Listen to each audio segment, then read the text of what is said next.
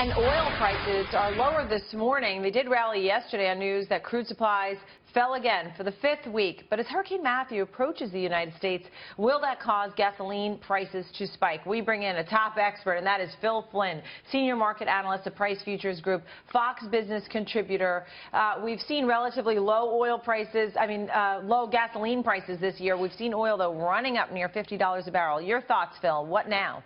You know, I think a lot depends on the storm for the short term. Where this storm is going to go is going to impact prices dramatically. If the storm tracks, closer to land, we're going to see a lot of demand destruction. We're going to see power outages, which will reduce demand for gasoline and for natural gas.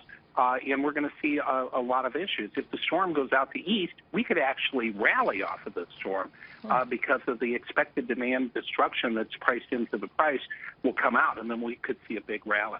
The Southeast, Phil, has already been affected by pipeline outages, causing prices in many of those states to spike already. So now if you do have outages and there is a supply disruption, that could cause prices to go up even more, though. Absolutely. If you're in those areas, we're already seeing some gasoline stations run out of gas in Florida. The aftermath of the Colonial Pipeline issue, you had that, and now you have this storm. So it's definitely a big impact. And, of course, we see prices go up when people have to fill up their gas tank to get out of town. And so we're going to see that demand go up.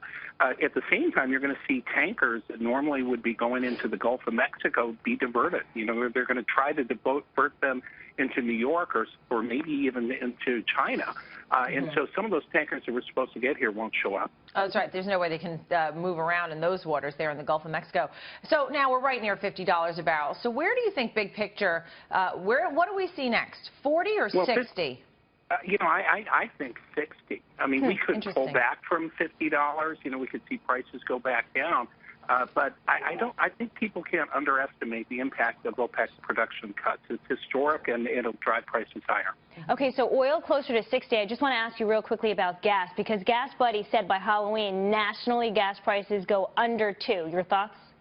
I think we can see a world where oil prices go up and gas prices go down. I think that by Halloween, when we switch to the summer blends, prices can be down, but that doesn't mean that crude won't be higher. Okay. Phil Flynn, senior market analyst, Price Futures Group. Thanks for your insights this morning. Thanks, Phil. Thank you.